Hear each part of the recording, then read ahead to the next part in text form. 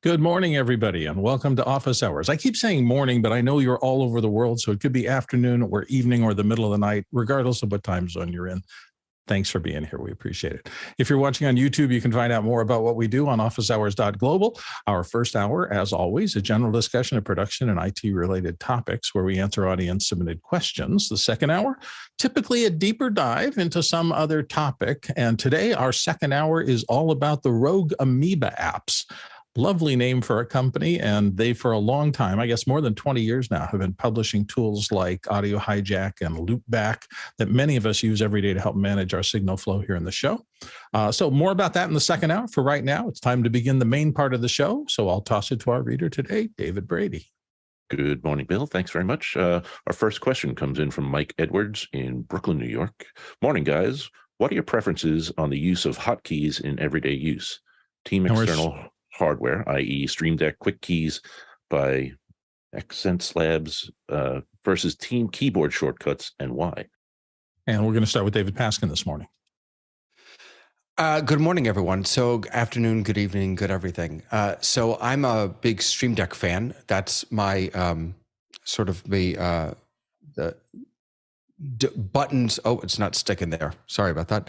The buttons of choice that I use, and the way that I've actually configured it is I've got a couple of them connected to my main computer, which I use for Ecamm, for Zoom, and then I've got one that I have dedicated to a separate computer for use with Companion, because Companion and the Stream Deck software don't really play all that nice together. If you're interested, I'm actually going to be doing a Stream Deck lab beginning right after Zoomtopia on Wednesday evenings Eastern time. So you're welcome to join me for that. David, it seems to me you have more control now than NBC's master control in wherever you're coming from, and I think it's so cool. Let's move on to David Brady. Yeah, the other nice thing with using control surfaces via keyboard shortcuts and hotkeys is it's single button, tactile surface that you can kind of drive without having to look at the keyboard. That little, on the 15-button Stream Deck, there's that little dent, and I forget what it's called in the typewriter keyboarding world, that lets you know that that's the center button. So once you get the proximity of where things are, it's pretty easy to drive without having to look down or etc. Fenwick.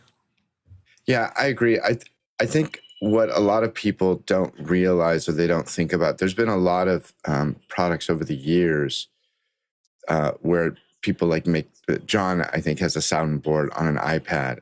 To me, something like that is worthless, because if I have to like divert my gaze and go find a button, what's the point? And yes, I think the 15-button Stream Deck is great for exactly what David was saying. The big one, the 32-button, is almost too big, because you do sort of have to orient yourself on it. But having that tactile touch is super important to me. And David Brady wants to get back in. Yeah. The one other thing I forgot to mention, and David Paskin probably does as well, is you can sometimes link multiple actions to a single button. So whereas a keyboard shortcut is usually one-to-one, with something like Stream Deck Companion, X keys, and their macroing language, you can build pretty robust actions with a single button press, and they're great for one-man shows. Absolutely. And Fenwick wants to come back in again. One last thing. This is a general thing. David just mentioned Companion. Companion's cool. There are things that you have to use Companion for. I would caution people to avoid jumping too deep into the pool when the shallow end works great. David mentioned using Companion, you can have one button do several things.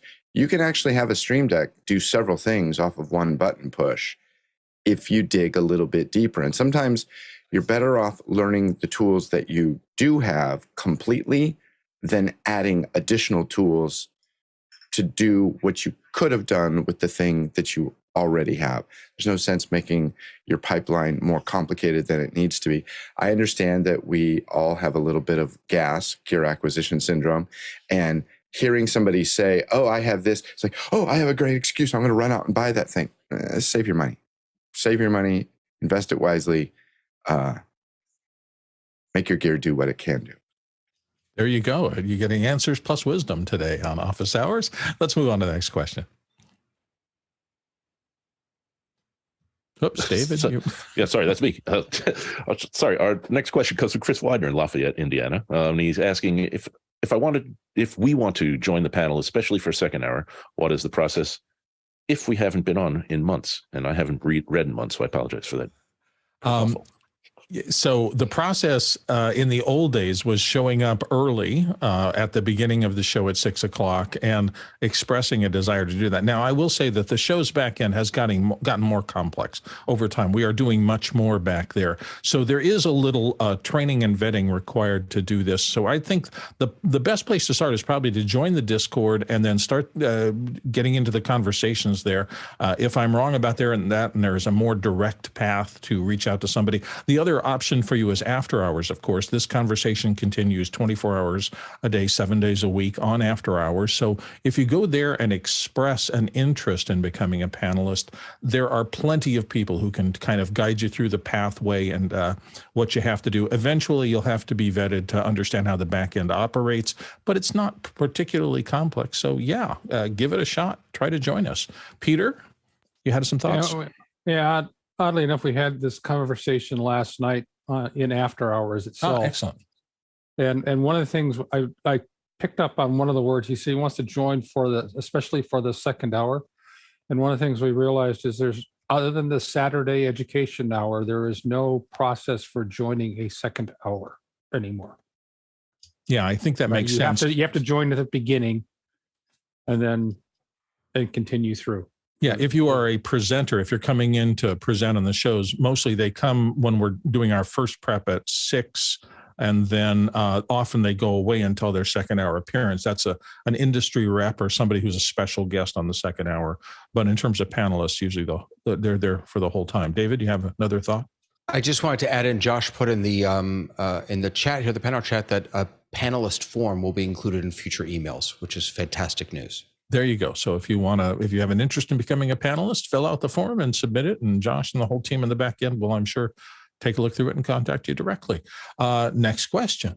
All righty, I'm ready for that one this time. From our next question is from Guy Cochran in Seattle, Washington, and he's asking if there's any news from NAB in New York. Well, I hope you're ready for this one, since you're the only one on the panel who has actually been, I believe, to NAB New York. So what did you see, David? Well, overall, the scale of things was kind of small from other trade shows I've been to. The booth size has been reduced. Like Blackmagic had a bigger presence at, I forget the trade show I went to in Vegas than they did here. But then again, so reality of scale. A lot of service offerings like data mining, metadata management kind of things were what I saw. A little bit of swag here and there. The boys at Scarhoy gave me a nice little book with, graph paper kind of thing, which was kind of neat. Got a hat from some other, I forget. This was a beanie, a short T-shirt. I'm going to go back today for a little more in-depth stuff and try to dig some other stuff up. The one product, though, that I saw that I was really jazzed about was Kiloview. Kiloview makes their NDI stuff. They had a modular NDI-based switching platform that looked really killer. Nothing lit up and live to play with, but form factor and stuff like that was pretty exciting in my book. I should remind everybody of the first commandment of trade shows, which is thou shalt be known by thy swag. So you did okay, NAB New York. Next, Javier here. Oops. You're muted, Javier. Oh, yeah, but I was answering the question about the next question. The house of worship. Well, you can't do that. I'm sorry. That was my fault. I had my screen in the wrong place and I saw your name there and I thought you were next. So let's get to the next question, since nobody raised their hand other than that on NAB. All righty. Our next question is from Tony Mobley in Noonan, Georgia. The house of worship with streaming service only has a MacBook Pro M1. If they can only get one piece of hardware, what should it be? A Stream Deck, a mic, a camera? Okay, Javier, you're up. Yeah, so I think the first thing I would recommend would be a microphone, especially because most houses of worship tend to be big spaces, reflective surfaces everywhere, and empty places. Like, you need to control sound. So for streaming, I think the most important part would be audio, and then work from there. Either an Ethernet adapter for having like a more stable connection, or a camera maybe. And I'm guessing David Paskin has a little experience in this. David? Well, we're all familiar with Maslow's hierarchy of streaming, right? That internet, audio, and those 5 steps. I would actually offer a different perspective on this, and that is the piece of tech that you need is whatever is going to make it easier for the person leading to actually pray. Us clergy spend so much time before, spend so much time before all the technology came in, thinking about other people's experiences and not paying attention to our own, and not paying attention to our own leadership experience or prayer experience actually diminishes the experience we're able to offer other people. Now that we have all this technology to deal with, even more so. So for me, as a solo leader in a synagogue church setting, probably the most important piece of gear I have is actually the Stream Deck pedal, because it allows me to make quick changes without having to use my hands, so I can still play my guitar and I can still focus on everything. And so just another perspective to consider. Excellent. David Brady. Yeah, I'll be the third in the see, hear, and speak thing. I'm going with the camera. If you have a solid camera and capture device into that MacBook, picture would be awesome. With the right inputs, you could expand on it, XLR, streaming out, etc. So, there's different strokes for all the folks. So, Tony, I hope we managed to help you a little bit there. Let's move on to the next question. Alrighty, our next question comes from John Foltz in Selinsgrove, Pennsylvania. I have a Mac Studio with Apple Studio monitors connected by USB in our lab. One of them doesn't pass clean audio to the monitor over USB. The files play fine to the Mac Studio. It doesn't matter what audio format I use. And Peter Sargent's going to help you out. So, assuming you've actually isolated it down to that it is the USB output from that Mac. I mean, if you haven't done that, you need to verify that by swapping out the USB cable and swapping out the monitors to see if it really is going on there. Otherwise, take the Mac Studio in to have it serviced. And Chris Fenwick. Good troubleshooting always applies. Be careful. Sometimes I would, again, I'm always thinking at this very kind of high level. Make a list of the things that could be wrong and check them off as you check them. And everything could be wrong. It could be a bad cable. It could be a bad monitor. It could be a bad port into the monitor. Try different ports in the monitor. It could be a bad port out of the Mac. Try different ports out of the Mac. Eliminate what works, and eventually you'll find the thing that doesn't work. There you go. Move on to the next question. There we go. Sorry about that. Yes. Yeah. Sorry. Our next question comes from Scott Mueller in Germantown, New York. And he asks, what's a good lighting solution for a small space with a desk that's right up against the wall for someone who's sensitive to light? I figure bouncing light off the wall would be better on the eyes. And Stefan Fischer in Würzburg is going to start us off. Yeah, one solution could be the Elgato key light. It comes with a stand, and you can, of course, mount that stand to the side of your desk and face the lamp towards the wall so that the reflected light hits you, and therefore you can kind of prevent your eyes from getting damaged if you're sensitive in that. David Paskin next. Second on the Elgato key light, they tend to be, I find them to be a little expensive, but I have to say the way they just mount right to my desk, you can control the brightness and the color of the light. I've got them up at about a 45-degree angle. I'm using 2 of the key lights right now. They're really, I've just never had a problem with them. Fantastic. Tom Ferguson. Well, I've got a couple of things going here for me. One, I'm using the Blackmagic Camera 6K, which has dual native ISO. By that, I mean it looks really clean at 400 or 3200.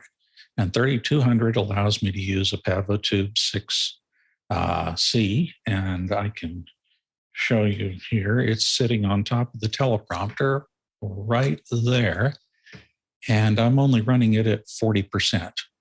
So there you go. Nice display there. Chris Fenwick. Fancy with all your extra angles and fancy.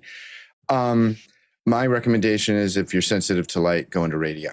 You just have to have light, right? You're going to have light. I will say that I agree with the rabbi about the key lights. I have one. I will say that mine stopped working properly. I don't know what's wrong with it, but I cannot reacquire it to the software. And I turn it, and when I turn it off at the switch and then turn it back on, it goes on and then it goes off.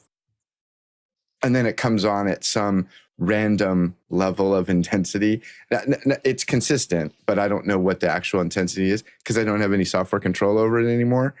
And so I think it might have something to do with the fact that quite often we have doors and windows open and we live on the water, and there might be, it could be just software, but in general, I like them. And then the other thing is that my lights are off to the side. So I could show you. So like my fill light, see, it's very much side. It's way over there. And my key light is way over there. And there's really no light in front of me except for what's on my monitor. So that might help in terms of like direct eye contact. And David Brady. The only other thing to look out for if bouncing it off the walls is the color of the walls that you're bouncing it off. For instance, in my studio, the wall on that side is orange and the wall on that side is gray, and that would really mess up color temperature, and I wouldn't get the cool ice blue in the background. Yeah, particularly since those are absorptive surfaces for light, so it's going to bounce back things that are not that color. So it's going to be the other side of the color chart. It gets complicated in there. Let's move on to the next question. Alrighty, our next question comes from Paul Valhus in Austin, Texas. Tesla Live has really upped their game in video conferencing. Any idea what conferencing platform they're on? I have not seen anything from them, so I am ignorant of this and cannot help. This may be one of those questions that this particular panel, no one raised their hand on, so don't feel that they're competent to have studied this topic enough to give you an answer. So maybe, Paul, bring it back another day when we have a different lineup of people, and maybe somebody, Alex may know something about this, so when he's back tomorrow, maybe that's your solution. Sorry about that. Let's move on to the next question. Alrighty, our next question comes in from Tony Mobley in Noonan, Georgia. I've signed on for Michael Forrest's beta video pencil part of Shoot Pro apps family, and are there any panelists using it? If so, what are your thoughts? And Peter Sargent's going to help us out, and he's got one in his hands. Yes, I do. And it works out actually quite well. You know, I can draw on it and do some things if I want to. I don't have it hooked up because I'm trying to experiment with it, use it going through Mimo Live, just like David's experimenting with it with on Ecamm. And that there are some interesting issues with it. One, it is not, at least I haven't figured out how to do NDI out of it. You only can do NDI into it. And maybe David has a different answer there. And we have David Paskin and David Brady. So we've got dueling Davids. Let's do the first one, David Paskin. I win. So, yeah, I love it, actually. I'm using it right now. And the way it is set up is that, and I know you can see the writing on top of my face right now. Sorry about that. But it is capturing the NDI out from Ecamm, which is what I use. I can see that on my iPad, I've got the full suite of Apple Pencil things. So I can now see where I'm drawing, and it will actually show up in the right place. And then it sends back into Ecamm just the drawing layer. So it doesn't grab the underlying video. So I don't have to key it out or anything like that. And it's definitely in beta, but Video Pencil, it didn't work. Wait, Video Pencil, there we go, is it looks like it's going to be a really cool tool. Michael has been a little on vacation. He's coming back next week and really eager to get this into people's hands. That was such an awesome demo because your additional iPads in the infinite shot were slightly delayed. So you just had me mesmerized for a moment as I was watching that. Great job. David Brady? Yeah, well, David Paskin answered my question because I was not aware what Video Pencil was. I'll probably sign on to it because I do have the Shoot beta. And if we want to get into dueling Davids, I'll break out the bass, David, and get the guitar, and we'll take it from there. There we go. The new band, Dueling Davids from Office Hours. Get ready for their next CD. Next question. Righty. Our next question comes from Douglas Carmichael. In an article in Campus Technology magazine, it was mentioned that reliable cellular coverage is just as important on college university campuses as Wi-Fi. With Wi-Fi calling standard on most modern smartphones, is that still true today? No one has raised a hand on this one. This is a tough thing. College campuses are their own unique little thing. I know that almost every student that I can imagine, particularly at the university level, is going to have a cell phone with them everywhere they go. And so however they connect, whether it's through cellular plan or Wi-Fi, it's going to be a mission critical part of their day-to-day life, as it is, I think, for most of us. Oh, David Brady has some thoughts. David. Yeah. Well, I'm just going to divert a little bit. The last time I was on a big college campus, one thing I noticed is the coverage of cellular is much better than Wi-Fi. Whether that's just a hardware thing or what have you is up for debate. The other thing I noticed at this campus was they had like geo-blocked all those little electric scooters. So as soon as you hit college campus grounds, the scooter would come to a grinding halt. So I don't think that's Wi-Fi driven. I think that's cellular driven. Again, leave that up to that. Cellular is still going strong as far as I can tell. Peter Sargent. The other thing I know, at least on my alma mater's campus, while they do have Wi-Fi ubiquitously through all the buildings, it doesn't really reach out very far into the commons areas and things like that. And they went and talked to the cellular providers and basically have towers on top of the buildings that for public safety reasons, if no other reason, because the cellular network will get through, whereas the Wi-Fi network may not. That seems to make sense to me. Plus the fact, I would imagine that Wi-Fi hacking on college campuses is probably as big a deal as, even more big a deal than it is out in public. Team sport, what do you mean? Yeah, that's exactly. You've got a whole bunch of electrical engineering students probably who just go, oh yeah, we can have some fun here. Let's go in and look at the grades ahead of time. John Preto has a thought too. Yeah, Peter's right. It's still an issue with the 911 and 911 on Wi-Fi. So that's an issue. Oh, well, that makes sense too. Yeah, there's so much concern with security on college campuses, and rightly so. All right, let's move on to the next question. All righty, our next Douglas is back with another question on how are LED display panels made that don't conform to the usual square shape? Ooh, I don't think. Oh, Peter Sargent's going to take a shot at it. Peter, just like laying out chips on a die, they're cut. Oh, okay. So there's just an automated process, and that is why we see circular LED arrays and all sorts of other shapes. Is they can probably no, they have to. Obviously, they have to figure out when you get to the really odd shapes. There's a wiring conversation that goes into that as well. But the reality is the panel manufacturers, a guy who there's a guy who lives next to me who builds that equipment. They build standard size panels. That's why you see television panels change sizes periodically too. The manufacturing. In other words, they build they'll build like a 4x8 sheet. And I'll make that up. And then they cut it into 2x4s, right? Or they'll cut it into 1x2s, and so it's or circular. Pick your poison. Okay. Well, so hopefully that was some additional information for you, Douglas. Let's move on to the next question. All righty. Our next question, again, is from Paul Valhus in Austin, Texas. And he asks, some after-hours folks are having difficulty seeing detail in after-hours presentations. What can presenters do to magnify key details of their presentation? And we're going to do the two Davids. David Paskin starts, then David Brady afterwards. So this is my fault. I was leading a lab and showing my screen, and apparently the resolution was poor. It was too small, and someone complained. So Here's the problem. The problem for me, at least for my workflow in magnifying my screen, is that I could use the accessibility features built into Mac OS, but because I'm using multiple monitors and one of them is using a display link, when I do that, it messes everything up. It magnifies all of my screens and I can never get them back to where I need them. And in fact, we tested that with the person who was struggling to see later on, and it literally just destroyed everything. So for a while, I was using Pro Mouse, which allows you to magnify certain parts of your screen.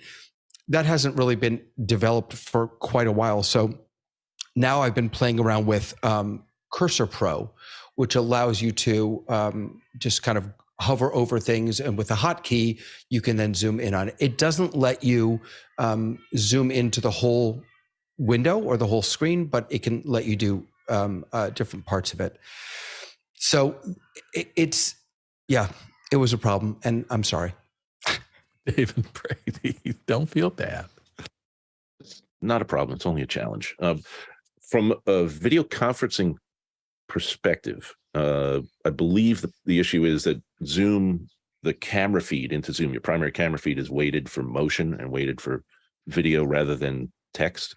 So that's going to degrade things without having screen sharing enabled. That's going to be kind of a problem. One thing you could try, well, no, that's with the screen sharing thing, because they have that second camera input into screen sharing if you do have a pipeline that includes multiple things, and that might help outside of the after hours, office hours kind of environment where you have screen sharing capabilities. And Fenwick. The rabbi, by the way, Mr. Pat, David, you are the coolest rabbi I've ever met. Hands down.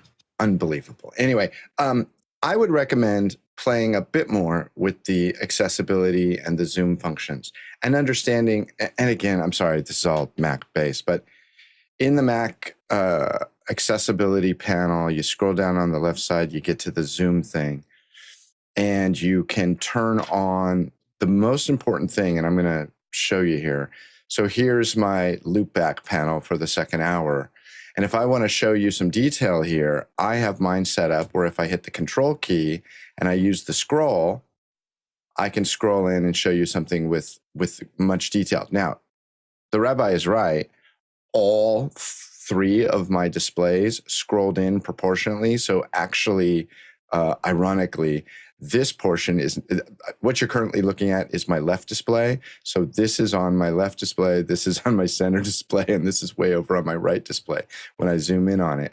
But you can do it, and I can't see the other stuff, and that's kind of a bummer, but understanding how that works. There's also a keyboard shortcut in that panel that allows you, I don't have it turned on, where you can place your mouse in a place on the screen.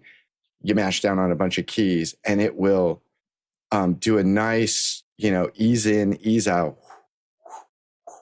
to where your mouse is. And you can control the percentage of the zoom that you want it to do. So if you just want to bop in a little, you can, and it's not entirely simple to set that up.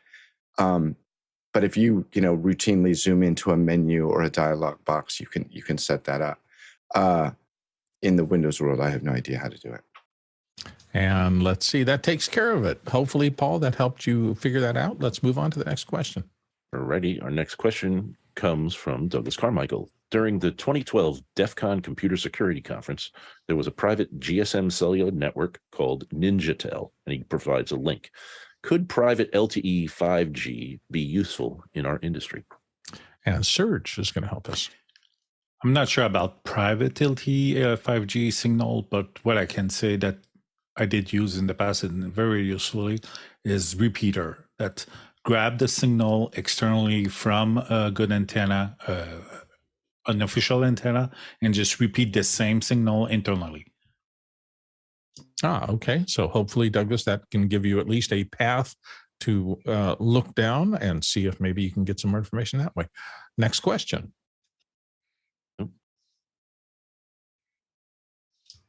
There we go. Sorry.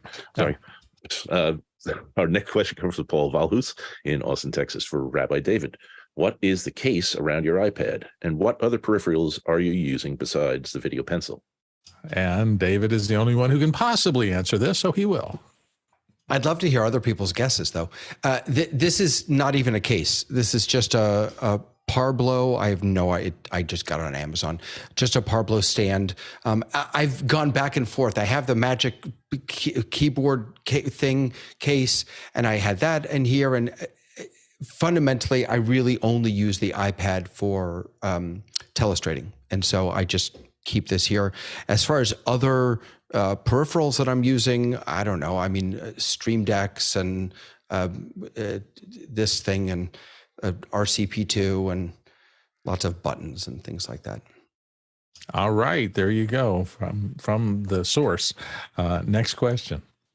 All righty, our next question comes from Tony Mobley in Newnan, Georgia. Apple rumors the new iPad Pro being tested on Mac OS. Could this be true? And I've got to pop back to where I was, so I know that Javier is the first one. Javier? Yeah, I'm pretty sure it could be true, especially because when the Apple Silicon Developer Transition Kit, when they started moving from Intel to their own new M1, M2, it was basically an iPad inside a Mac Mini. So I'm pretty sure it's getting closer, where Mac OS and iPad OS are getting a lot closer. So I'm pretty sure that we're closer to seeing a lot of the things we love from the Mac by going back to the iPad, and think from the iPad going back to Mac OS, because now the chips are basically the same. And Serge? I don't think it's a question if it's possible or not. I think it's about a question of if Apple wants to do it or not. It's not about the technology. The technology, we know it's about the same thing, the CPU and everything. It's really what they want to do with the product. And David Paskin? You know, the chip is the same, but my understanding, and I'm not a developer, is that development for Mac OS versus development for iPad OS are two very, very different beasts. I know that some of the applications that I use, Ecamm, for example, they keep saying, when will there be an iPad version of this? And there won't be, because they're completely different platforms. So yes, we're seeing some overlap between the two. Certainly, I think, what's it? Not center stage. What's the thing on the side that, and it groups your apps, and then what is that called? I'm forgetting. Oh, Stage Manager. Stage Manager, right. You know, Stage Manager, I think, is an indication of some sort of merging, or at least trying to see how we can use similar apps and similar workflows on both devices. But I'm not sure if they're ever going to come together. I think they're fundamentally different devices. Okay, there's some thought. Oh, wait, Peter Sargent wants to sneak in. Well, one thing to remember is they're both based upon the open source Darwin OS. So the underlying kernel is in fact the exact same thing. It's the UI that is different, and all the frameworks around the UI. What's interesting is what you're starting to see on in Mac OS is they're starting to adopt the iOS applications for some of the simple stuff as they move over to the M1, because it will run in both places on an M1 or M2 Mac versus an iPad. But David's right. My guess is until they finally sunset the Intel world, and that's probably several years from now, you will not see a common operating system between the two worlds. Is that partially affected by the fact that Swift is so popular as an iOS development environment? So is that, I'm not sure. It's partially that, but it's also just the frameworks are being updated so fast now. Yeah, that makes sense. Chris Fenwick. No, go ahead. Remember that Swift is available on both platforms. So it's not a Swift thing. Okay. Fair enough. Yeah. Chris Fenwick. Yeah, I'm going to go full curmudgeon here. You know, this kind of started back in 2011, I think it was, when Apple introduced the natural scroll. They throughout 25 years a history of scrolling being a certain way. You grab the scroll thing and you scroll down and the page slides up. And then all of a sudden, because of the iPad, they wanted everything to be as though you were reaching magically into the screen and grabbing the page and then pushing it up. I'm not a fan of the iPad. I think it's kind of a dumb tool. And I don't really like the fact that I get that they're doing it, but I just have too much history. I don't know. I guess I have nothing to say, but I hate it. I hate the fact that they're getting closer. They should have never invented the iPad. I think it's dumb. Anyway, and I could do I'll do a second hour on that someday. Judges? Okay, you got a 7.5 on the curmudgeon scale here. That's not bad for your first attempt today. Let's move on to. Oh wait, before we move on to the next question, young, Bill. The day's young. That's right. Questions.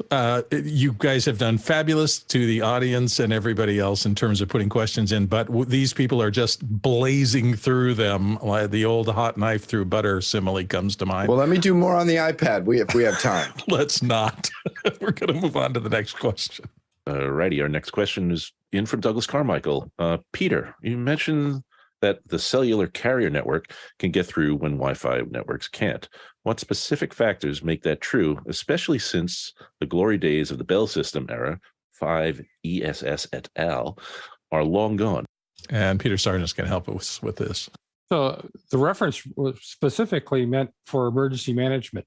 The cellular system can get through when the campus Wi-Fi system can't. And John mentioned it earlier as well. The 9/11 systems are not quite stable yet on Wi-Fi yet. So you can't count on that. So if you want to get Amber Alerts out to your student population saying hide in place, go through the cellular network. Yeah, use the Wi-Fi network as well, but go through the cellular network. And it's just a function of it has nothing to do with 5 ESS environment. It has to do with they've hardened the cellular network much more for legal reasons over the years than any campus has had to do for their Wi-Fi network. That makes sense. David Brady has a thought. Is network. Oops, sorry about that. I'm going to reference back to Laura in the comments, mentioned something about Wi-Fi will be, it has the susceptibility of going down. It's run by the campus IT versus cellular networks are going to be run by all the big bells. And, if something goes wrong, you have better chance of getting it. The Wi-Fi is more susceptible to human errors, I think, than the cellular would be. John Preto? Cellular frequencies are licensed, and their transmitters and receivers are higher wattage, and so they penetrate way better than Wi-Fi does. So, and they're just more reliable. Okay. I wonder if this whole Starlink thing, they were talking about the text packets coming down and it being kind of ubiquitous and penetrative. I wonder if that's going to change the nature of any of this. Wait a second. Chris is going to come back. All right. Brace yourself, everyone. I will say that eventually all this stuff is going to go down and break, right? There's going to be, giant sun flares. All this stuff's going to break. So you should have like fire and a blanket and know how to do smoke signals. You need to have alternate forms of communication because all of this stuff eventually is going to go down. And the way that our society has leaned on, I'm sorry, I'm just in a mood. So get your semaphore license, people. You should worry. I'm going to tell you, worry. You're going to start a pigeon coop up on the roof. Start assembling flags, like use flags for communication. I saw a comedian who said, you can't not believe in any conspiracy theory, really? You don't think, he says, I have a kid. I lie to my kid all the time. You don't think your government lies to you? Anyway, Serge, help save us from this. Yeah, I just want to move a little bit away from Chris Fenwick comments, but I agree with him. Everything will go down. So on my cell phone, I have Wi-Fi. I have my 2 SIMs. I have the eSIM of my principal provider, and I have an alternate SIM. So worst case, I have 3 signal of internet data coming in. Why am I feeling better? Because entropy means that I'll probably go before any of this becomes a problem. All right, I'm going to do it. I'm going to click on Fenwick again. Go ahead. Okay, so in all honesty, tomorrow, I think it's tomorrow. It's today, Thursday. Yeah, tomorrow, Keenan Campbell is going to do, I think he's doing like a whole second hour about disaster recovery and and ways to, protect yourself against like the things that we never think are going to happen. Mitigate.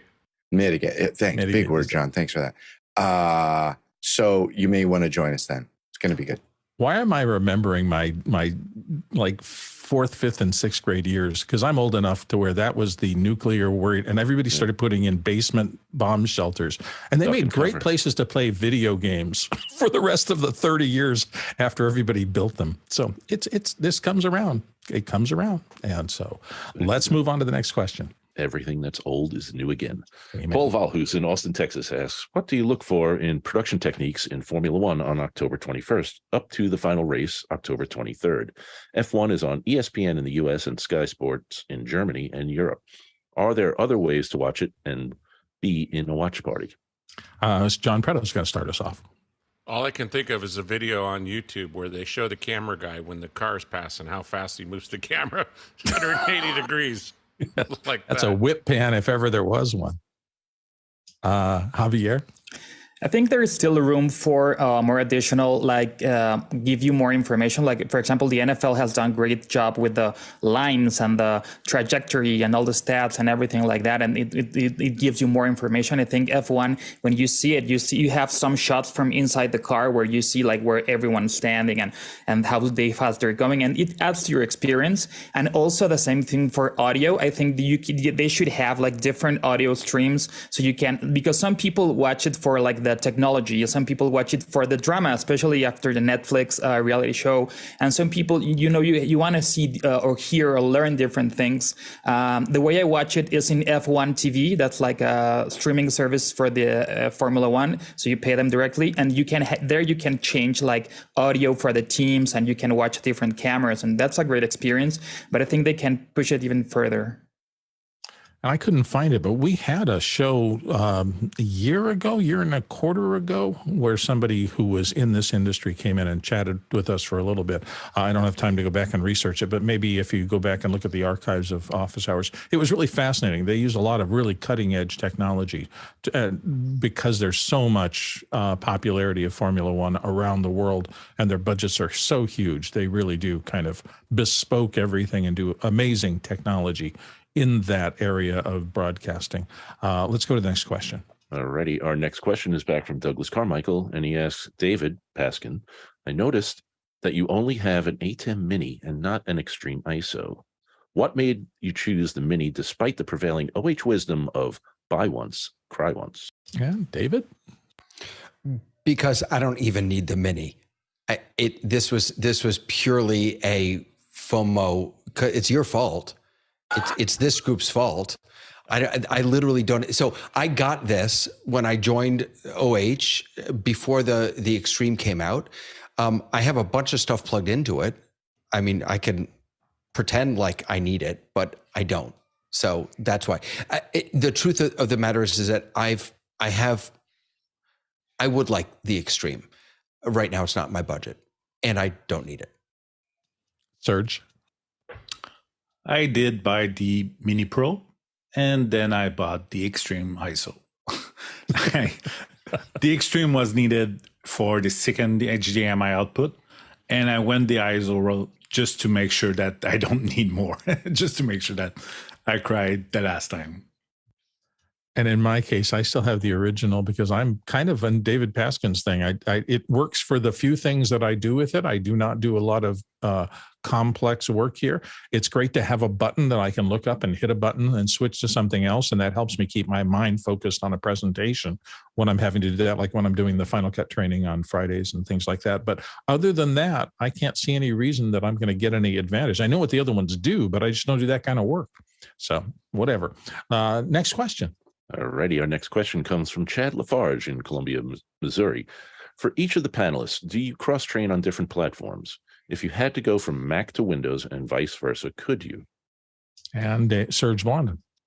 I can go from Mac to Windows to Linux to Android to iOS. I don't mind. I always use multiple platforms. I always did, and I will always do. David Brady. Same here. I am an agnostic computer user. I even have Newton that still works over there. Mac OS 9 over there. Windows that I'm on right now, OS 10 everywhere else, and Linux, command line, DOS, doesn't matter. I'm good.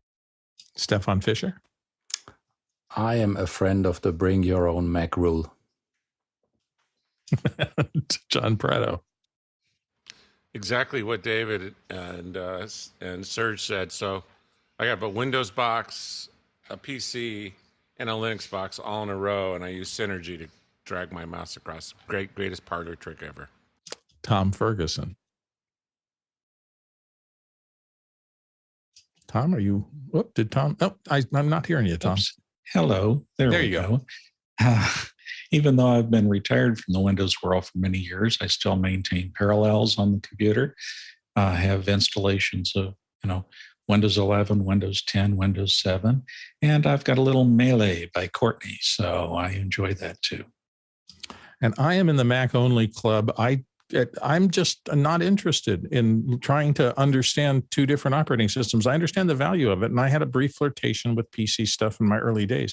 But almost all the creative work that I do, most of the people I interchange files with are all on Macs. The video editing community is I know people do fabulous work on PCs.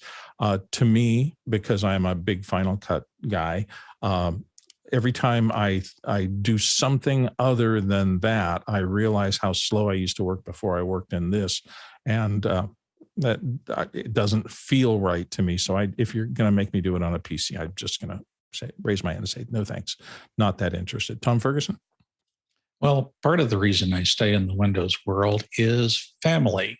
When they need tech support, it seems like I'm the one they come to. So I can't completely let go of Windows unless I let go of that extra task. Yeah, understood. And everybody's different. Everybody has a level of comfort or whatever. So there you go. Pick your poison and enjoy it. Paul Wallace. Oh, I'm sorry. Next question. Our next question is from Paul Val, who's in Austin, Texas. And he asks, Resolve on an iPad. Will Fenwick at least give it a try? Oh, this is scary. Chris Fenwick, what is your religious objection here to Resolve on an iPad if it comes out? My hand is not raised.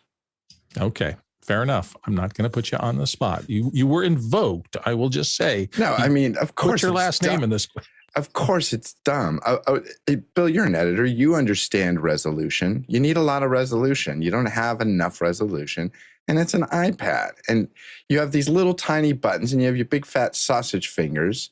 It's not going to work. It's dumb. It's Paul's just trying to get more screen time. There you go. John Preto. I'll answer for Chris. The answer is no. Okay. And then he's in a panel now. Our old friend Felipe Baez, who's our second hour guest along with Chris, is here. Felipe, you want to take a shot at this? Hey.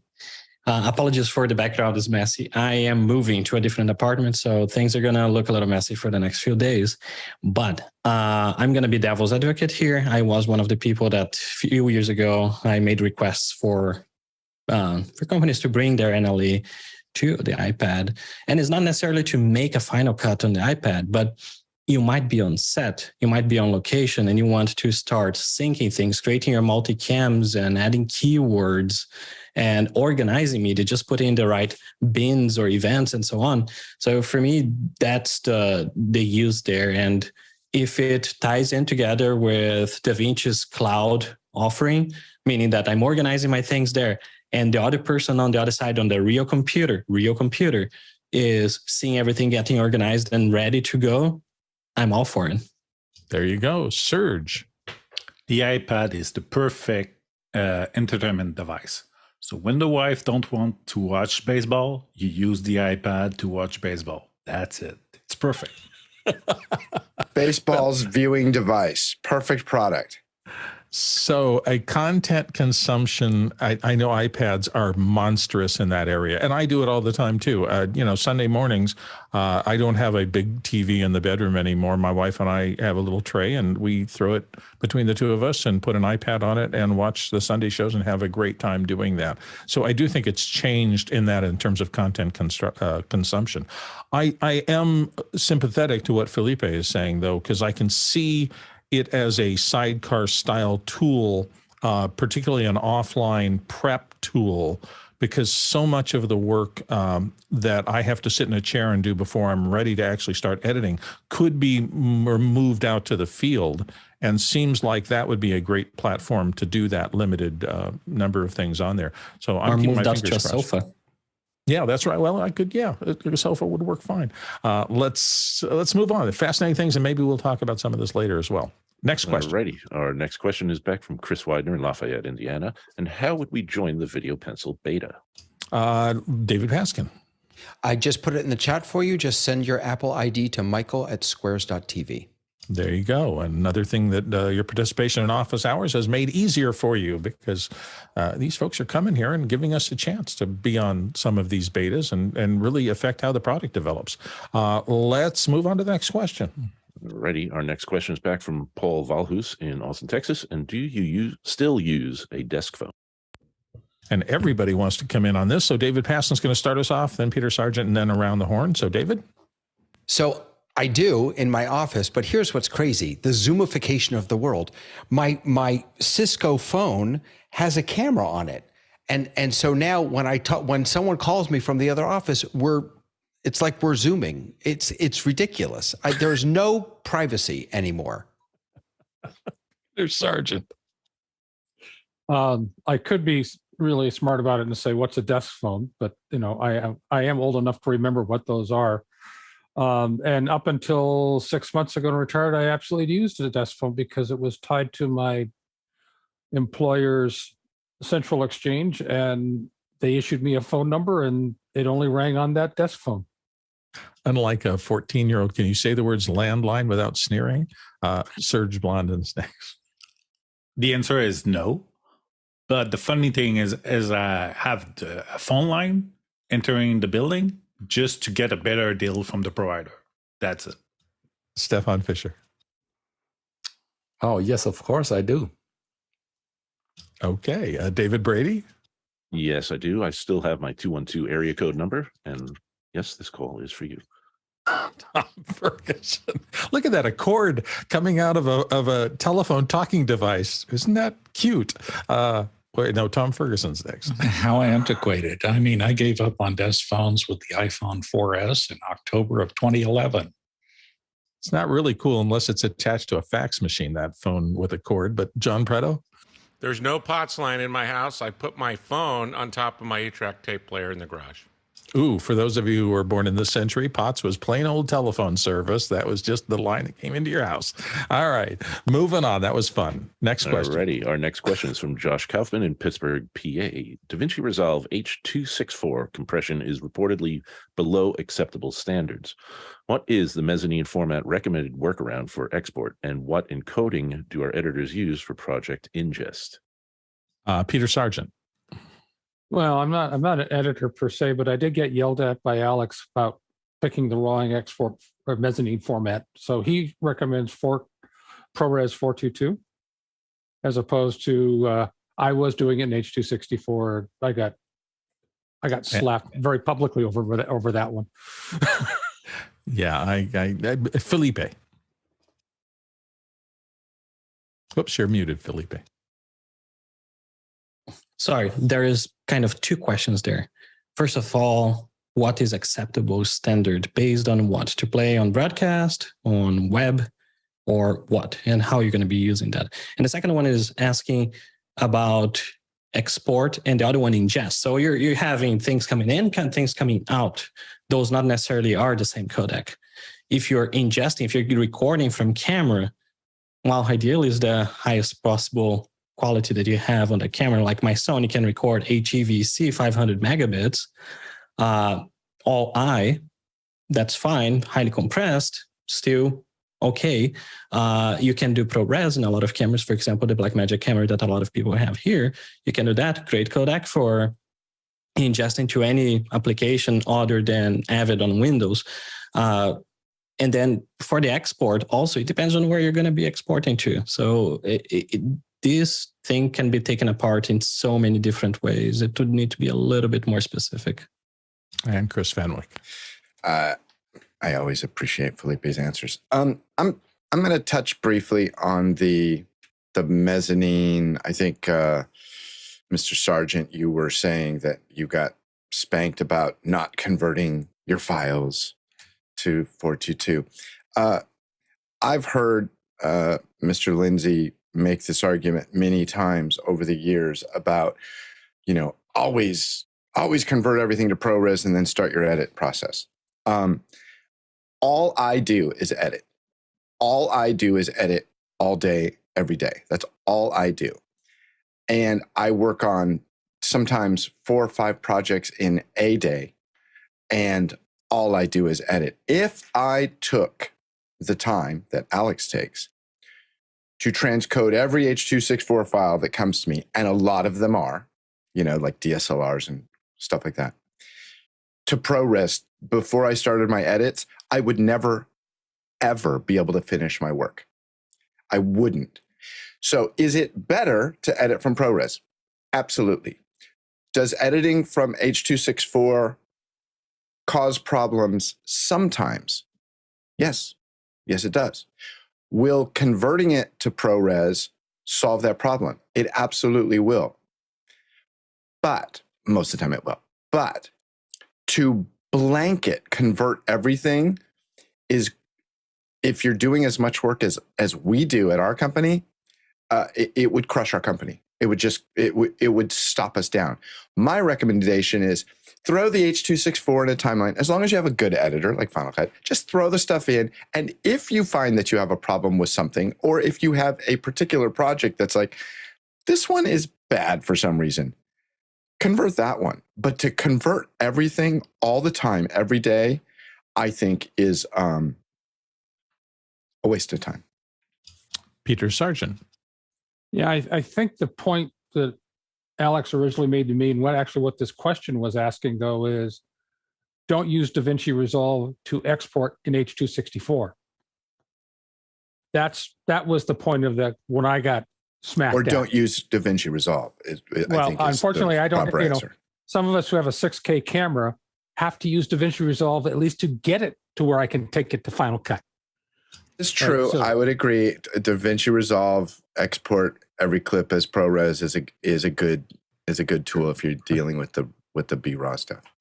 Yeah. Right. Serge, real quick, we got a lot of questions now suddenly ahead of us. Yeah, Peter just made the point that the thing is the DaVinci Resolve H.264 compression problem. And if you don't have Final Cut, another software that you could use is, and I think Chris will agree with me, it's iMovie. iMovie will export nice compression H.264.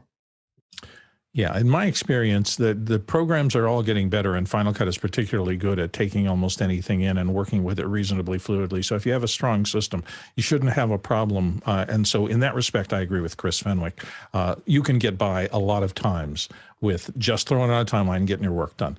Let's continue to move on. Not always, and you have to be wary, but let's move on to the next question. Alrighty, our next question comes from Bob Sturdivant in San Antonio, Texas. Did I hear someone on After Hours yesterday mention there might be a breakout room to see and hear how the back end works for us lurkers? If so, when and how?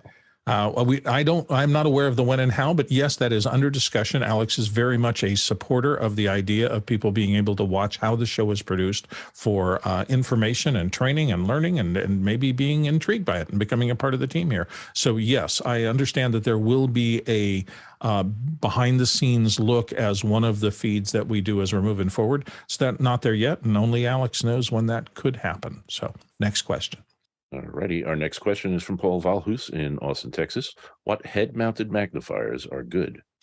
Ooh, that's an interesting question because there's all sorts of head-mounted magnifiers. The ones that I've typically seen people working on assembly lines to be able to do precision work, those kind of Geordie LaForge-looking extended things that cover just that stripe of your face. Those some people use when they have to work on really small things. I have I don't know if you can see it back here, but I have an old gooseneck magnifier that I pull out a lot because my eyes are getting older and sometimes I have to work on really small stuff. David Brady, what are your solutions? Yeah, well, Laura Thompson has a link in the chat for an eSight device, and myself, I just have an old-fashioned spyglass that's ready and available at all times. I've got one of those too. I should have pulled that out. Yeah, so there's a variety of things, and head-mounted ones, if you have to use your hands, that's probably the solution of choice, so you don't have to hold it. Next question. Alrighty, our next question comes from Josh Kaufman in Pittsburgh, PA. If the final audio level playout of an edited video seems low, what is a potential reference to judge audio output levels on various mediums, i.e. over the web, mobile devices, and television? Well, we do it here every day with our LUFS meter that we bring in and make sure that the audio path runs through that and try to get everybody in the same thing. Javier, real quick. Yes, the loudness meter for sure. I just want to add we all know the Waves one is one of the most popular on the isotope, but it's also a one called ULean that is less expensive. There's also a free iPhone app for that meter, so it maybe gives you like some sort of idea without you having to actually buy a loudness meter. It's the top of the hour now, so I'm going to allow, I think, one more question. I'll have to send the rest of them back because I don't want to take any time away from Felipe and Chris as we move through this. So this next question will be it for now. Next. Ready. And our next question is from Douglas Carmichael. Mac OS Ventura will be released on October 24th. Do you think we'll see an early release of new M2 MacBook Pros minis, or will they be released in November? And if trying to figure out what Apple is going to do is always a questionable game. It's been said 1,000 times. If you think you know, you don't. And if you do know, you can't say. So that has always been who knows? There's been words said about it, but only Apple typically knows. David, do you have a last thought before we move on? There was an interesting discussion on MacBreak this week about, when they need to do an event versus when they just throw out a video or something like that. And I think that fundamentally, if there's new hardware with new design, that's when they get the eyeballs for these events. If they're just putting an M2 chip in a 14, 16-inch MacBook Pro, I think they could probably drop those just like they dropped the iPads. What I think we're all really waiting for is, though, the Pro and the Mini, and I don't think there will be a design refresh on those. On the Mini, excuse me, the Pro, yes. Peter Sargent, real quick. I was just going to say the reference strings for new hardware are already in Ventura. So it just becomes a patch update to Ventura when they decide to release the hardware.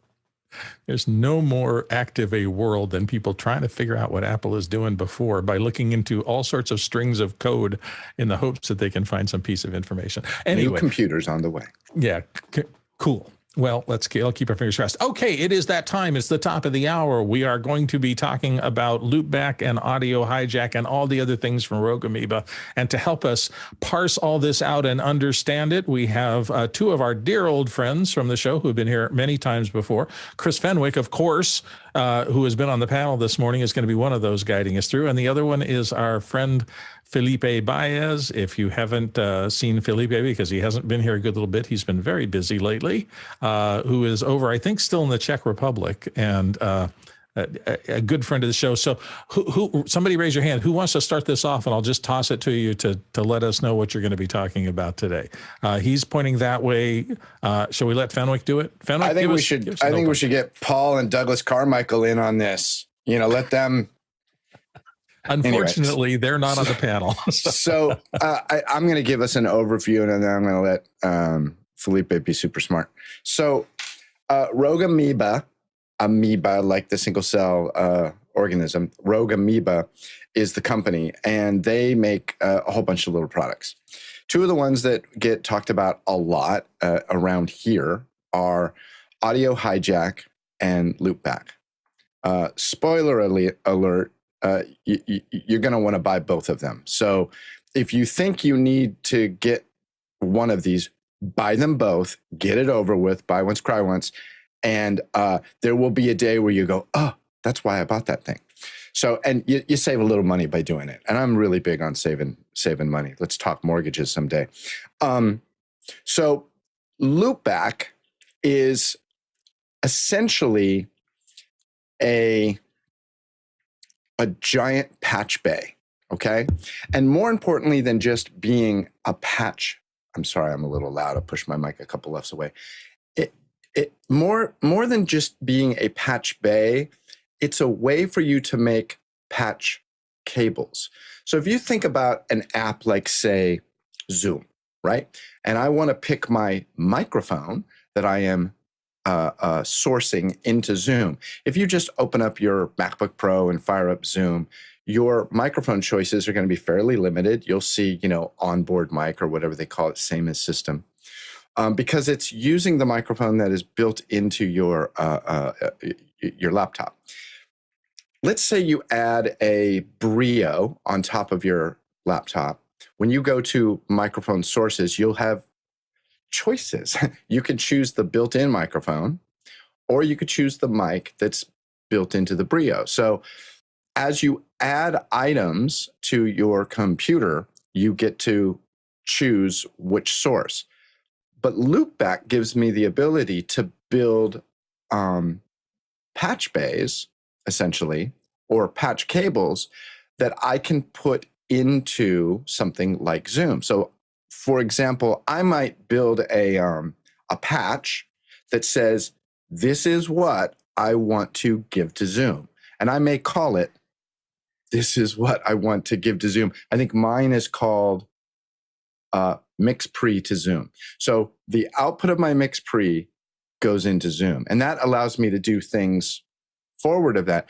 And now when I go to the microphone setting in Zoom or any other app that allows me to choose an audio device, I will see my built-in microphone. I will see the microphone from my Brio. And then I'll see this magic thing that just appeared. And it's being built inside the computer, inside Loopback, but it appears as a source in the app. So Loopback is kind of a patch bay and a way to make patch cables. You can also kind of mix in it. I wouldn't recommend it. AudioHijack, on the other hand, is kind of an effects rack. It can be used a little bit like a mixer, and Felipe will show you some of that in a bit. But I will say this, neither of them are great mixers. They both have the ability to mix sources together, but in terms of actually like really being a mixer where you can lay your hands on it, not great. But that's kind of like an overview of what the two apps are doing. And I will say that I have never, ever seen anybody build AudioHijack patches as involved as this guy. So, Felipe, do you have anything you want to start with? Well, first of all, I agree with you. They're not really mixers. They can do that, and you can set them up in a way that you can do that in case you don't have a mixer handy. But again, there are a few considerations that you have to have in mind. The more things that you put in there that you're mixing, the more processing power you're going to need in order for it to not break. And so need to put in on a computer powerful enough to be able to handle that. Now, because I use both Loopback and AudioHijack, and I find myself too stupid to remember routes and where I put them and how I created them, I use Loopback in a very specific way. And that way is that I need to lower a little bit of my volume because I'm seeing here my level, sorry, getting excited. The way that I'm using Loopback is just to create inputs and outputs. It's basically a way for me to scale up my capabilities of my mixer, let's say. And when I have that, I know that there is nothing in terms of routes happening on Loopback. So then I know that my routes only happen on AudioHijack. What I've seen in the past before I started using AudioHijack was that a lot of people would get confused, like, oh, I don't know where this audio is coming from. I don't know why this is happening. I don't know why this is not working. It's because there was a little bit of configuration in one application and a little bit of configuration on the other one. And I am to blame. I totally would do that. I would mix myself up on that. Now, having said that, once you have all your inputs or your outputs, you can start, like Fenwick said, configuring this application. I want you to use this input and that output, and so on and so forth. And suddenly you have all your applications segregated into their own inputs and outputs that you can freely mix around with AudioHijack, for example. And when you add Dante into the equation, then you actually can bring signals that are not on your computer from other devices outside and bring them in, mix it, and send it to Zoom, or get stuff from Zoom and send it to Dante. So that's more or less how I'm using Audio Hijack and Loopback. And of course, going to show you guys some of that. Can I make a comment in the midst of here? This has been really critical to my practice in this way. Once upon a time, I would buy a simple device and I would know that I had stereo in and stereo out, and that was it. When I bought my Apollo Solo, which is a control surface that I use here, I was shocked. I thought it was simple, but when I opened up the software, I went, oh my gosh, I have 10 tracks coming into this device. It's hitting the DSP and it has 10 or 12 tracks that are going out of it. How in the world am I going to figure out how to configure all these things? Should I just dump everything but the 2 or the 1 if I have a mono microphone? And the complexity of audio change that your computer is able to handle has increased so exponentially. Yeah. I mean, cameras are sending you files with 10 audio tracks on them. How do you deal with it? And it's these tools really help. Yeah. So, Bill, I want to add to that. Something very interesting for me happened with the advent of COVID 2.5 years ago. In our business, we recently closed down our physical office because of COVID and learning new ways to work. I used to have 5 different workstations that I could be assigned to work at any given day. Fenwick, you're in edit 2, go work. Fenwick, you're in edit 1, whatever.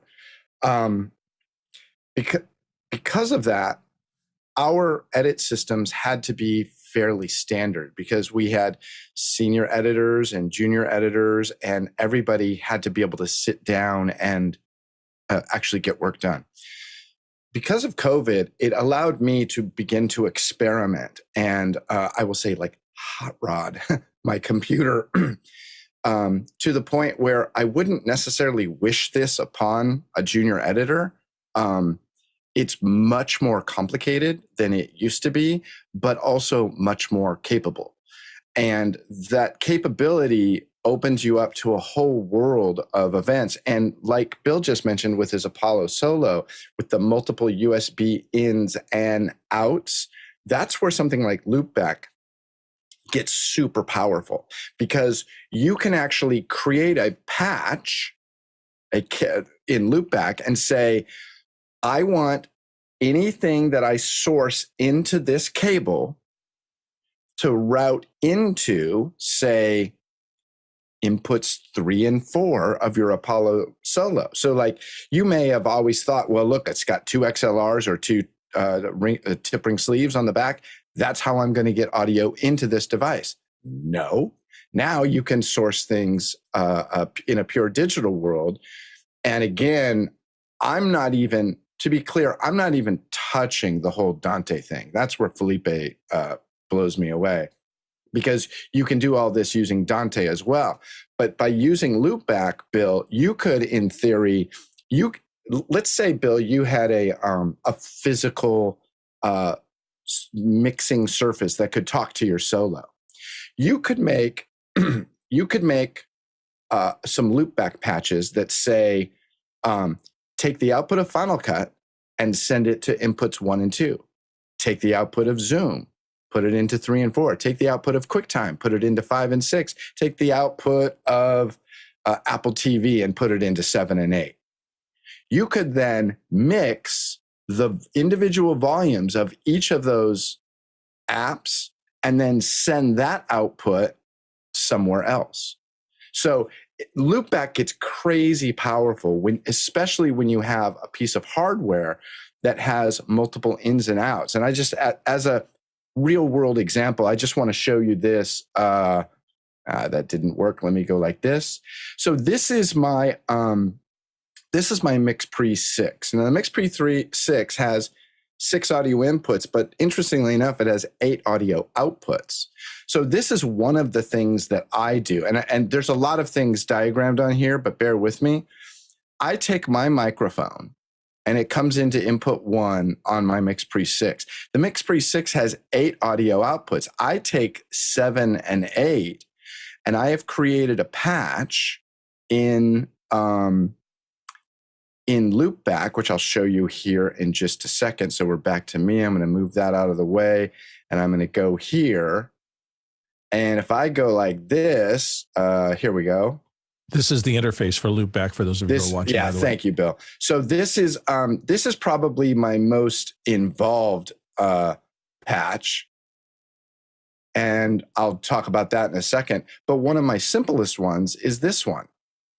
Take my microphone, inputs 7 and 8, and run them into a patch called My Mic. And when I open up Unity, I can select my audio source as My Mic. So this microphone, which goes a lot of places, will also go into Unity for my intercoms, and only that. Now, that being said, I also have taken the audio output for my Stream Deck, and that's just so I can play silly sound effects over the intercoms. But that's just one use of real life use of taking these multiple USB channels and being able to source individual things in and out. Felipe, do you want to go again, or should we just get to our questions? We've got a good group of questions piled up. I think we can go directly to the questions because they're also going to lead into a little bit of screen sharing and show and tell. Excellent. David, take it away. Righty. Our first question comes from Ike Potter in Hanover, Germany. Having a beginner in mind, can you please explain and demonstrate a basic but superb setup routing from a Zoom meeting using Loopback Audio Hijack, mic, MixPre 362, MacMini M1, and headphones? So do one of you guys have something like that set up? I'm seeing Felipe nod a little bit. Yeah, I have exactly that set up in a few different ways, but I can also go and create a new one. Am I okay to start sharing my screen here? You should be. I don't know if the back end has you listed, but give it a shot and let us know. We're going to throw a curveball to the back end. It won't be a curveball. They usually react in like 5 seconds, and so okay, should be I'm able good to go. do it. I heard, there you go, and there we go. All right, so I have here on my screen. You can see my Loopback all the way on the right, and you can see my many different routes that I have here. And I'm going to try to explain everything. So let's start with the 0 monitoring here, which is my very first panel. And this first panel actually explains a little bit of what Ike, who asked the question? It was Ike Potter. Ike Potter. Okay. So here on this monitoring, I have my setup for events. So I have Unity sound coming in. I have my system sound from the computer, and I have Zoom sound coming in here as well. They all get routed through a switch that is basically an on-off that I use. So that's one thing that's very interesting here on AudioHijack. There are a few blocks that are meant to be used in a way, and you can use it in a completely different way. This switch, for example, was supposed to be used between signal A and signal B. And if you don't assign anything to signal B, it's an off, right? It becomes a mute switch. Yes. So I use a lot of this switch everywhere in all of my panels here. So this gives me the ability to basically switch on and off a source coming into a destination. Now, like I explained as well earlier, I use my Loopback just as a way to create inputs and outputs. So here I have input 1 for speaker 1, output 1 for speaker 1, and go on for speaker 2, 3, 4, 5, all the way to 8, I think, because that's the amount of inputs that I have on my 8M switcher. And then I also create inputs and outputs for multiple concurrent instances of Zoom running on the same computer. So on an event, I'm going to be running on this Mac about 6 to 8 instances of Zoom, instead of me using 6 or 8 different computers with inputs and outputs going to them. I'm just using that on this computer. If you're curious about how to do that later, I can answer that too. So going back here, what I have is an input which can be created from this sidebar here. And here you have a lot of blocks, basically a lot of different effects and things that you can put in your audio signal chain.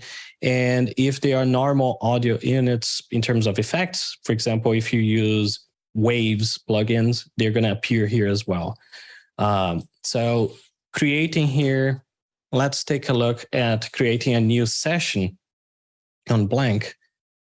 He was saying, I'm beginning by creating a mic from mix pre to a MacMini headphone. Do I understand that correctly? Mic to mix pre to a MacMini. So let me read it to you, Felipe. What Ike is saying here is he says, can you explain and demonstrate a basic but superb? Very interesting. We want to be superb and basic. Routing for a Zoom meeting using Loopback and Audio Hijack. He has a mic, he has a mix pre 3 or a 6, and a MacMini M1 with some headphones. Okay, so step number 1, you have to create your Zoom input so you can use it on Zoom, right? So here on Loopback is as easy as clicking on new virtual device, give it a name, and that's it. That's now works as an input or an output. It can be working as both, and that's where it gets confusing with Loopback. You can use as input or output. Yeah, so that's and I will say, let me interrupt just a second, Felipe. Yeah.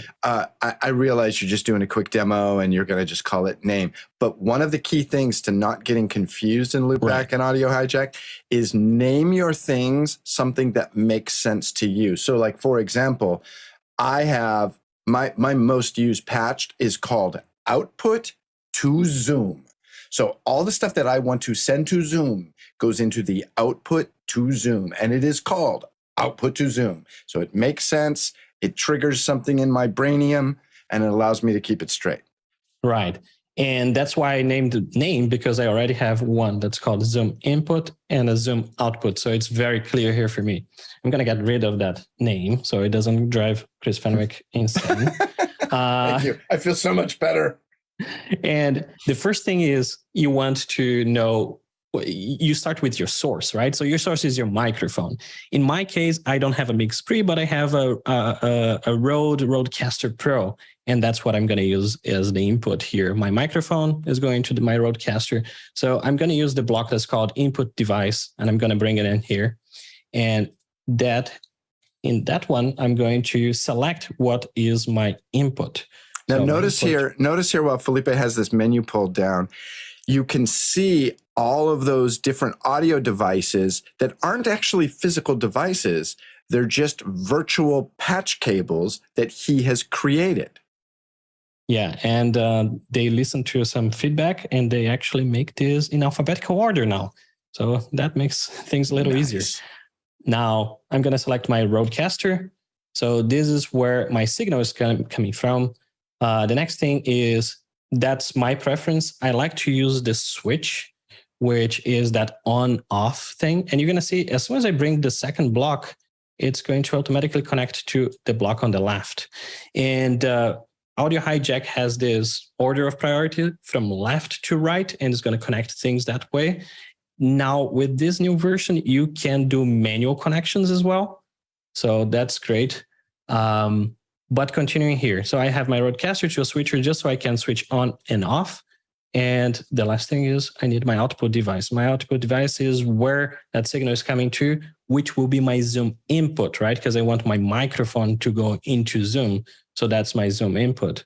Once I have Zoom input and I run this, now I have my Rodecaster going into Zoom input, and you hear me twice probably. So that little button at the bottom there is what I like to call the gotcha button. Like, you could do all this stuff and you're like, why doesn't this work? You have to hit run down in the lower left there. Otherwise, you're just sketching on a sketch pad.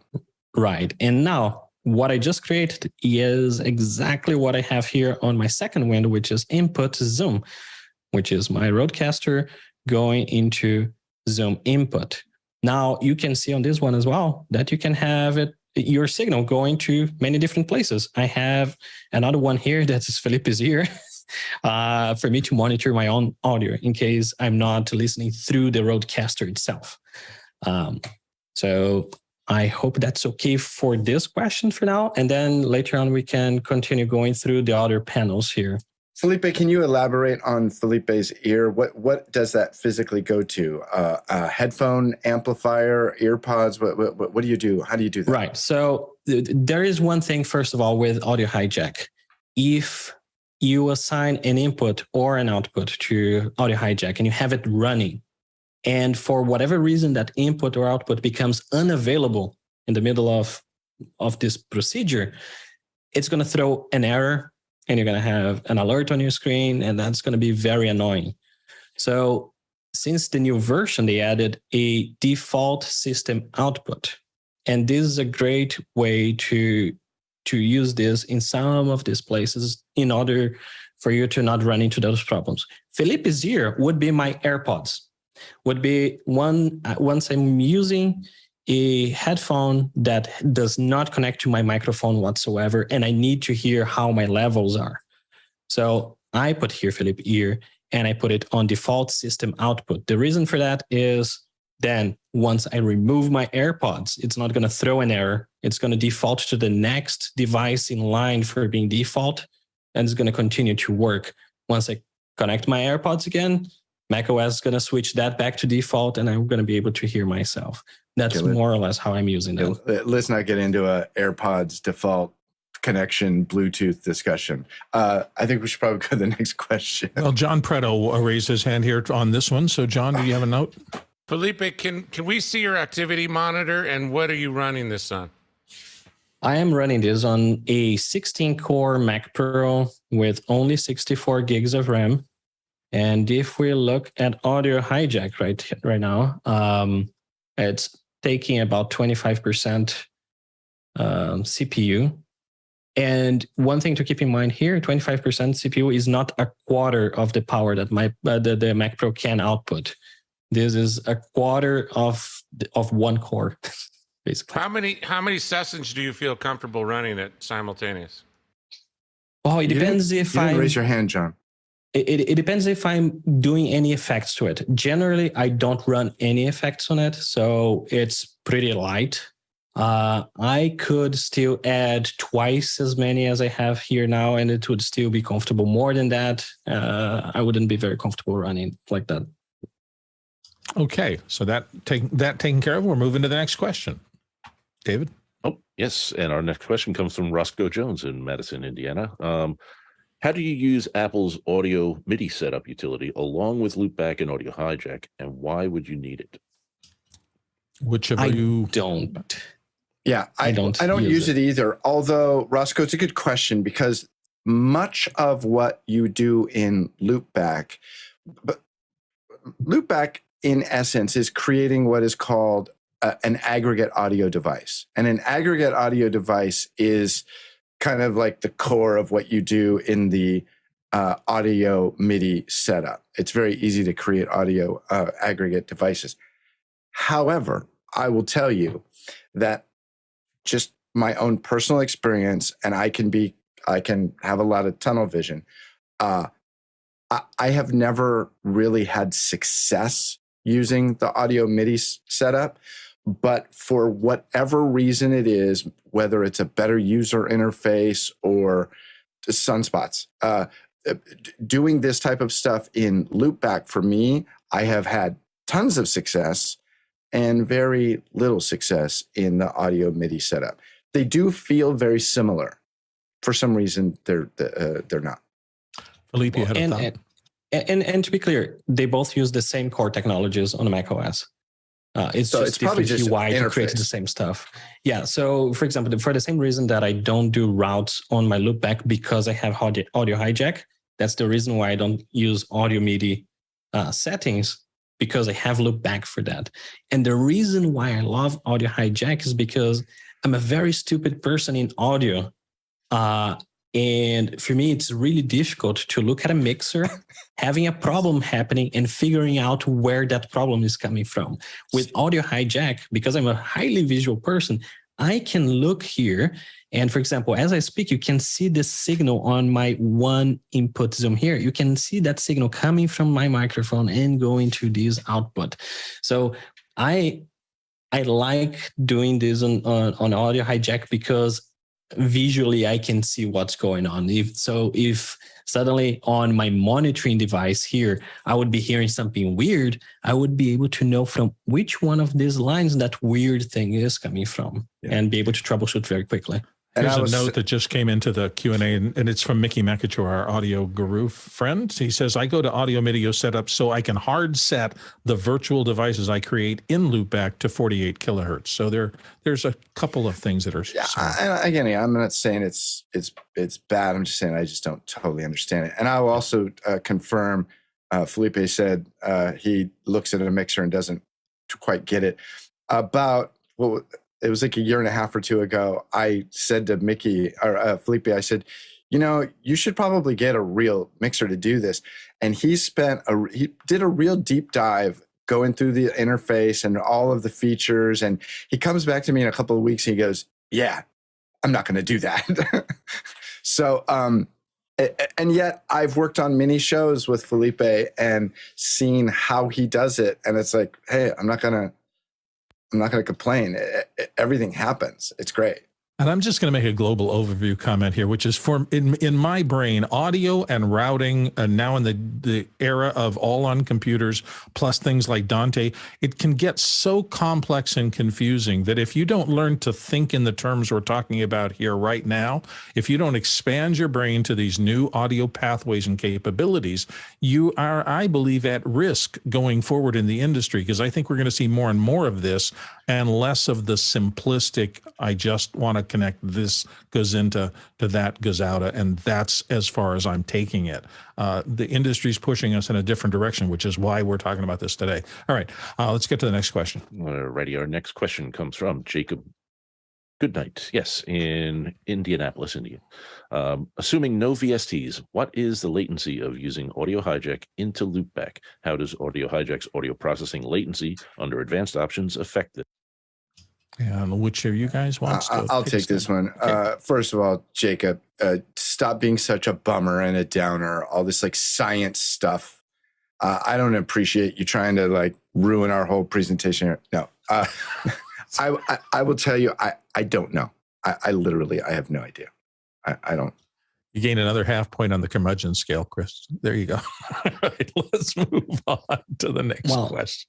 Wait, Felipe has real quick. If you look at my screen share, I have here the preferences for AudioHijack on.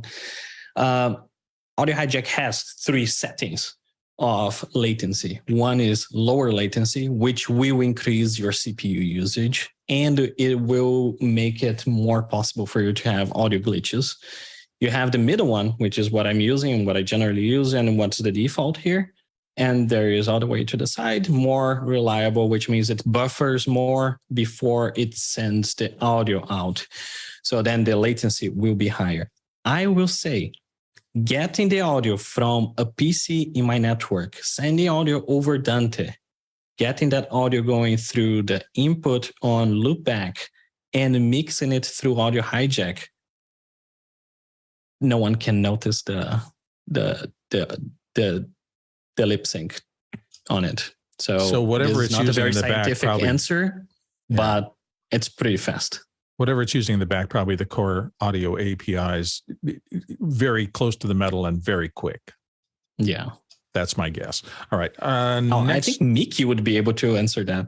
Yeah, probably that, Mickey. I'm sure. I mentioned to him that he might show up today, but he's obviously busy, and sorry for that. Let's move to the next question. Alrighty, our next question is from James Babbitt in San Diego. QuickTime to record a Zoom meeting. Using QuickTime to record a Zoom meeting, the audio from the built-in mic is not recorded by QuickTime. Could AudioHijack route the mic output to QuickTime and keep the mic output from playing on the built-in loudspeakers, not using any headphones? I don't know if you were watching the screen, but you got a huge thumbs up from Felipe on that. That would be a core thing that you would use a tool like these for. Yeah, James, this is a great example of how you can get so much more power out of your computer by creating these virtual inputs. You know, you could take, let's say, for example, I wanted to record, I'm a huge YouTube fan. Reaction videos. I'm going to record a reaction video where I watch something on Hey, Felipe, YouTube. can you stop your screen share for a minute? Because it's fun to watch Chris get crazy like this. And we should I know, put back on right? screen. So,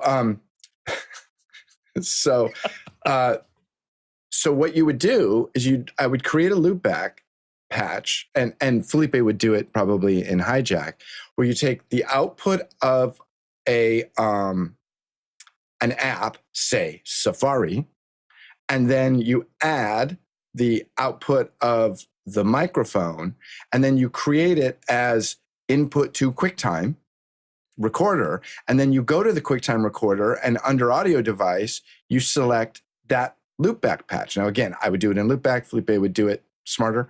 And then you could record the audio from Safari while you're recording the screen, but also narrate right on top of it because your mic is active. There you go. Does that make sense, Felipe? You're looking at me like I'm crazy. No, I was reading the next question. You're looking at me as crazy as I feel. Thinking about it. He's preparing. Let's go to said next question that Felipe is now familiar with. That helps, James. David? There we go. Sorry about that. Yes, our next question is from Douglas Carmichael. Have you ever tailored your processing pipelines to match the application you're sending audio to? And Felipe, you were preparing. Do you have a thought on this? Yes, I do. Yes. For example, before I had the Rodecaster, before I had this microphone, I had a worse microphone and I had a worse input device to get into these meetings. And in order for me to try to match the audio quality here in this panel, I would create, for example, my input to Zoom more complicated than Rodecaster to this input. So I would have noise canceling there. I would have a little bit of reverb, de-reverb actually added there, which does cause a little bit of higher CPU usage, and it can make your audio slip a little bit. So those are things that I would be testing. And I hope I am understanding the question correctly about changing the way I'm using my pipeline depending on where I'm using it, right? Yeah. And, you caused me to think that this is one of the things we see all the time here. People coming into the panel and they use relatively complex and heavyweight audio processing to try to get a sound out of their microphone. When we do our Ruthless Audio reviews, what we usually end up with is asking people to take almost everything, if not absolutely everything, off their channels, because what we're looking for is to get the cleanest and most original sound into the system, because it takes few resources on your side, which can cause latency issues and things like that. And that video or that audio coming into Zoom makes Zoom happy because they get a nice, clean, clear signal to start their processing with. So, all right, next question. Our next question is from Serge Blondin in Montreal, Canada, and here on the panel. Felipe, looking at your more complex setup than mine, do you notice higher CPU usage? Felipe. Yes. Definitely, but negligent. It's negligible, the amount of CPU that I use whenever I'm turning on extra routes here. I would need to start using effects. Effects being the key here. That's what causes the computer not to be very happy about things. And right before I came into the panel, while you was talking to the guys in the back end, I was like, it's funny. Today, things are not working really well here. And I thought it was AudioHijack in the beginning. And then I was like, no, for sure it's Dante. And it was neither of those. As soon as I closed OBS, my computer came back to normal. And I was like, yeah, not using OBS today. So there you go. We're hearing about this. Our chains in and out of our computers are getting so complex these days, and they go through so many computers to loop around to where we want them, that there's so many possibilities. It just gets complicated. Serge, you had a thought? Yeah, going back to what we discussed earlier about a Blackmagic external device that will control all in your input. It's something I noticed that with Zoom and doing all these loopback and AudioHijack, my CPU usage is something I check a lot, and I make sure that I stay below 50%. And anything it's taking CPU usage, I try to get out of my system. Now, I can say that during an event that I'm running AudioHijack and 8 instances of Zoom, then my CPU usage is at about 60%.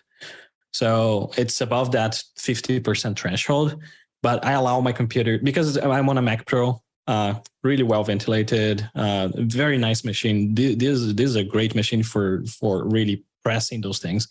I allow it to go to 80%, no problem. Interesting. All right, let's go to the next question.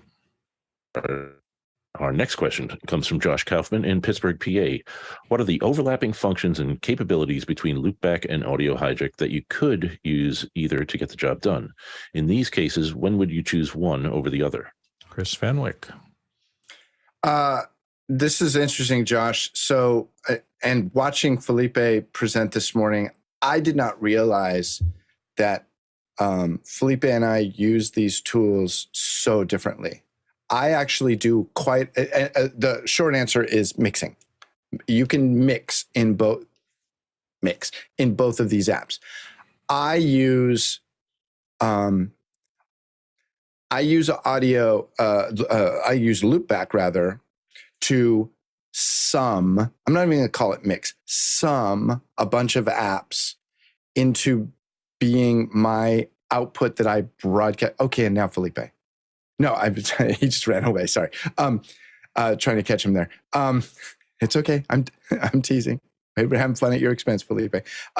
So I sum them together, almost like a Y adapter. Whereas Felipe is doing stuff, also is mixing things together, but he's doing them in AudioHijack and only using the patch bay feature, if you will, of Loopback. But mixing is the common overlap. Fair enough. Let's go to the next question. Alrighty, our next question comes from Johnny Estias in Manila. How can one route Dante audio to headphones or AirPods using AudioHijack? Felipe. All right, next part of the demo here then. I will start sharing my screen again. And hopefully it is the correct screen that comes up for you guys. Perfect, thank you. Thank you. All right, so using Dante, you're going to need Dante virtual sound card. That's the very first thing that you're going to need. The second thing that you will need is obviously to have a Dante device on your networks in order for you to be able to use that Dante. I'm assuming that you have, and I will just quickly show you here my Dante controller. I have 4 computers on my network, and the device that I'm using here for the master clock is my the Avios with a stereo XLR, right? And those are my monitors here. Now, having that, what I've done is I routed 2 output channels from each one of those computers to matching input channels here on my Mac Pro. So I have, and I named them so I don't get completely lost here. So on my Mac Pro, I'm receiving sound on 1 and 2 for speaker 1, 2, 3 and 4 for speaker 2, 5, 6, speaker 3, and so on and so forth. So once I have all of that done, the next step here is to configure my Loopback. And that's the only routing, patching that I'm doing on Loopback, which is basically, for example, for the input. Oh, sorry, I didn't prepare input here for this demo. For the output from speaker 1, which comes from a different computer. So there is my computer number 1, is speaker number 1. It's routing that sound from channels 1 and 2 to here. So my Dante virtual sound card on this computer has 16 channels. I didn't enable more than that. And for channels 1 and 2 is speaker 1. For channels 3 and 4 is speaker 2. For 5 and 6, the next one, and so on and so forth. So having that done here, now I have output speaker 1, output speaker 2, output speaker 3 on my Loopback, and that's my screen number 4 here, Dante PC's monitoring. So what I have an input device just the same way as I did with the microphone before, but in this case, I'm selecting that the source is the output from speaker 1, which is coming from Dante. I'm adding that switch so I can turn on and off. I'm adding a block called mixer. And this is interesting because it's just one block, and then you can plug in up to 5 sources. and it can go out to up to 5 sources. And here I can configure panning and the fader for that sound source. And out of this, here I add another switch for one of my outputs, and that goes to my final output. So the question is, how can you make it go to your earphone? So this output here would be your earphone. So in my case, I have my monitoring, which is this one here in the bottom, that can go to my Yamaha monitors and can go to my Rodecaster, which is what I'm hearing right now. So here is an example. There is a video playing on my Dante source 1 here. So if I switch that on, we can see the whole signal coming through here. And I hear that right now on my headphones. If I switch on my monitors here now, for me, I use the Blackmagic Web. you will hear from my speakers as well.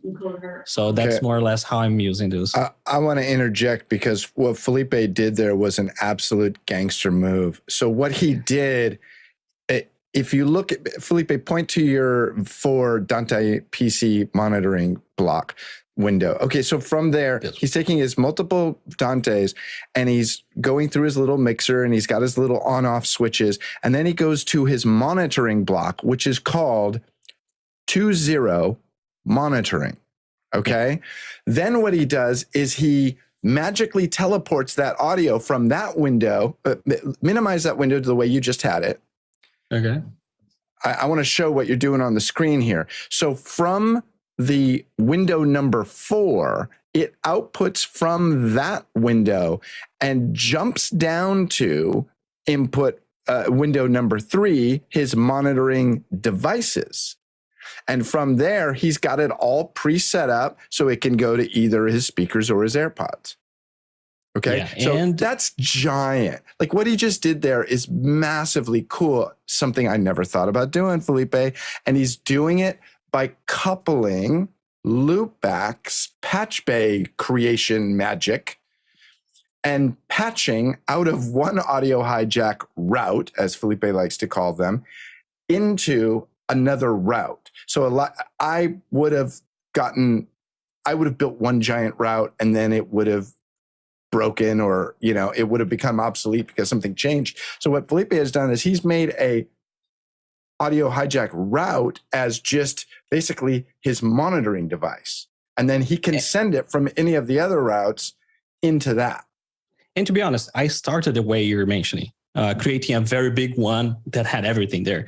And the reason why it's now all separate is because now I'm able to troubleshoot, for example, there's a problem in my microphone. I can stop for example, here and run again and see if that problem gets solved, for example. The other thing that I can do is it's a little bit more flexible. So for example, if I needed to add my AirPods here to my monitoring devices and I still want to keep these other 2, I can come here and add those without creating a mess on the big one, right? So for example, I can come here and have my other output here, let's say my Unity, whatever, which one of them. So that just makes it very flexible for me. And what Felipe did there was very, in a very polite way, he said, I used to do it the way you did it, but then I got smarter than you, and now I do it this way. Well, to me, it reminds me of other things like where Felipe is thinking in blocks, where I used to think in just do everything in this window I've got. He's taken it another level and he's building these blocks and then connecting the blocks to each other, which is really and here, powerful. For example, but on the number 4 here, I'm using monitoring, right? Which comes from this number 3. That's where my monitoring is happening here. But it's also being used on my monitoring screen here. So it's coming here. I'm using the same device here. And for example, on an event, actually, I'm going to put Unity all the way on my left, and I'm going to get Zoom and put it all the way on my right. So I can use one pair of headphones because I have only a pair of ears. And I know if someone is talking to me you still on only Unity have 2 or on Zoom. I still only have 2. Didn't find a way around that yet. So I'm sorry I had to interrupt there, but that was a huge concept to realize that he's using multiple routes and routing the output of one, window number 4, down to, window number 3 and other places as well. This is such a cool discussion, but I'm worried about the fact that we've got a lot of people who want to get in here. We've got lots of questions still, and it looks like any one question can take us the rest of the show. Right. So let's move on. Okay. Alrighty. Our next question comes from Stefan Fischer in Würzburg, Germany. Here on the panel, how can or do loopback settings mess up the Mac system audio settings? Either one of you guys want to say, does it, it's coming out of core audio, so the machines are built to do this, but is there something you can do in hijack or loopback that will mess up things? So here is why I use AudioHijack for my routes. Because AudioHijack can switch off. Loopback, you can switch off the whole input and the whole output, and then it goes away. For example, here is another Rogue Amoeba application called Sound Source.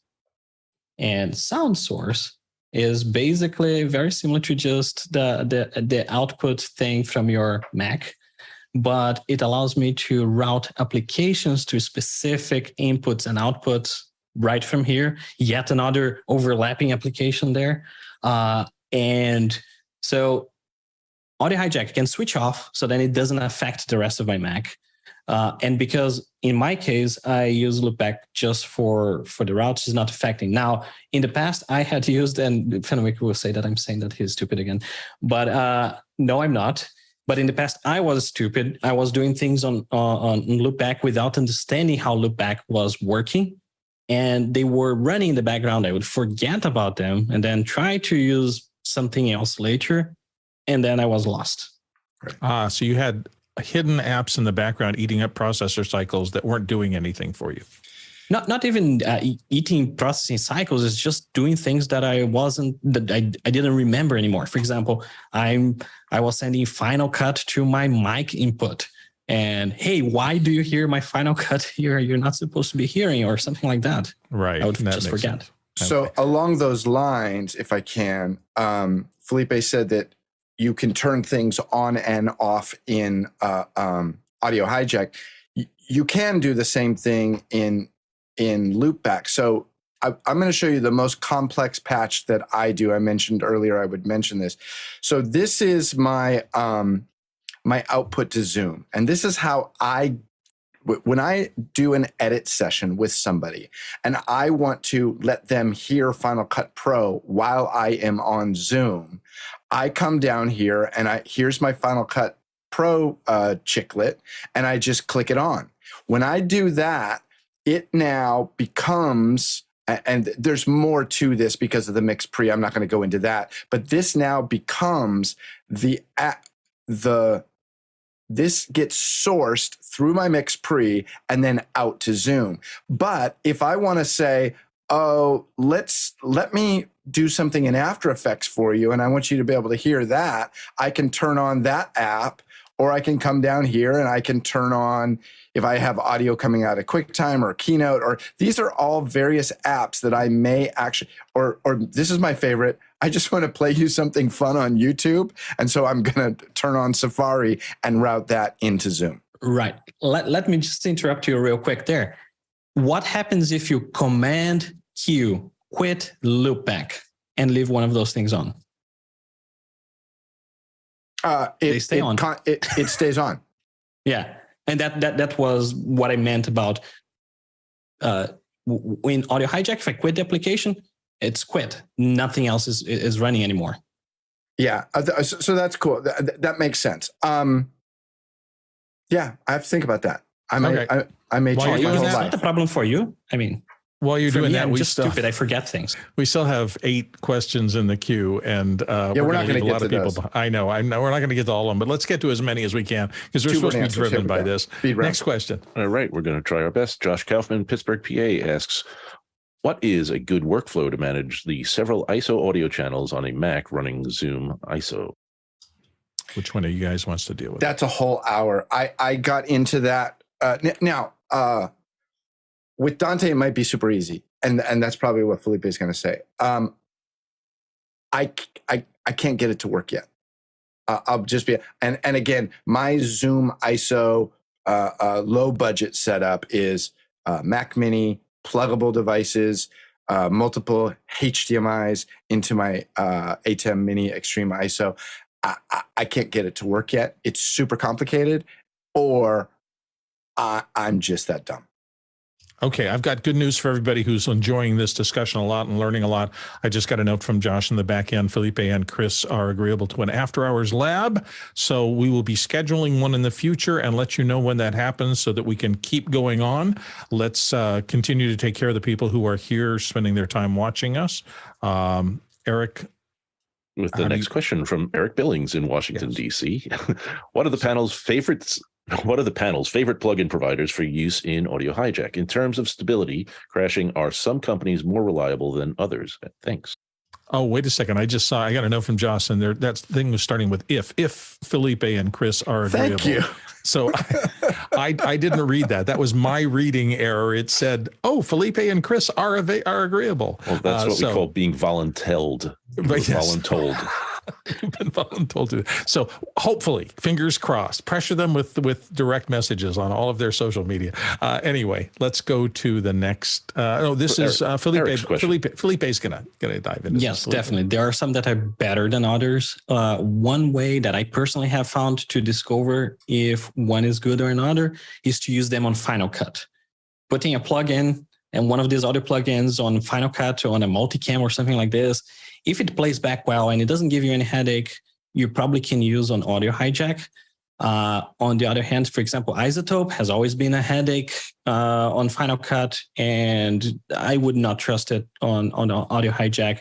Generally, I try to use the ones from Logic and the ones that are built into the Mac, and only if I really, really, really need another one that I will go for it for a live audio scenario. Okay, one more question. All righty. Tony Mobley from Newnan, Georgia asks, I'm using AudioHijack and Loopback, and it worked great for me as is, but have not updated to the additional $29 update. Does he need that update? Felipe? If you're going to update your OS to Monterey, to Ventura, totally yes. There are some new features that were added on this version of AudioHijack that are totally worth, the mixer being one of them, the default system output and default system input being other ones, the manual connections as well that you can do. Those are all new features from this version. Plus, they're such a great company. They've been around for 20 years and they don't do subscription. You buy their software and you use it. I think it's totally worth once in a while going there and updating and paying a little bit to keep them alive. I was going to cut it off, but I'm going to allow one more because I think it's a good question for Chris Fenwick here. So Jason, let's do Jason's question and then we'll finish. Alrighty. Our last question comes in from Jason Panks in Nashville, Tennessee. Installing Loopback requires one to change a system preference to reduce security to allow kernel extensions. Any concerns with this change? No. Chris, you want to weigh in? No. Easy. Okay. Just do it. Okay. Excellent. Wow. This was fun. You guys did a fabulous job of a very deep subject. You were pretty good. And I'm going to agree with you. This is the second time that I took today. so much time in some of those questions. No. This is what we're here for. I mean, this is what we've learned, if nothing else, is that the complexity of the world we live in now with patching and audio, as everything migrates into the cloud, and we've got all these, oh my gosh, I've got, 72 cameras that I have access to, and some of them have 25 channels of audio, and I've got to patch everything in this direction and that direction. I mean, there is a lot of complexity here. So tools that you can understand they exist and start to learn at the basic level so that you keep increasing your utility with them as we go forward. Absolutely. Hey, Bill, just real quickly, I want to say, please don't overdo it at first. Yes. Take some of these simple examples and build on that and squirrel away that knowledge and realize that you can build on top of that. I got to say, in the last hour, I just learned a ton of great tricks from Felipe. And I've been using this for a couple of years now. So so much of our software is like this. And if you don't know the language, if you don't get in and start to feel the basics of this, kind of the way it's shaped and the way it works, then it's harder to get in and learn those basic lessons, which will eventually lead you becoming intermediate and eventually advanced and maybe change your whole career. So cool job, everybody. Thank you, Felipe. Thank you, Chris. Thank you, all the panelists, for taking the time to do such a great job of answering questions today. We couldn't do this without such a fabulous group of panelists. I am not set up for what's coming tomorrow. That's right. Keenan's going to do tomorrow in his second hour, being prepared for the lab also. That's right. We have a lab right after this. Why? I should have had that up here. Sorry, I just got so involved in the show. Isadora Lab right after this, so stick around for that. Also, don't forget Education Saturday. We'll have all sorts of things happening there. And then Sunday is the relaxed day. Alex will be hosting, and Alex will be here tomorrow, I believe. So everything will get kind of back to normal. Thank you for paying attention today, and let's just roll the credits and keep moving. Thanks, everybody, for being here.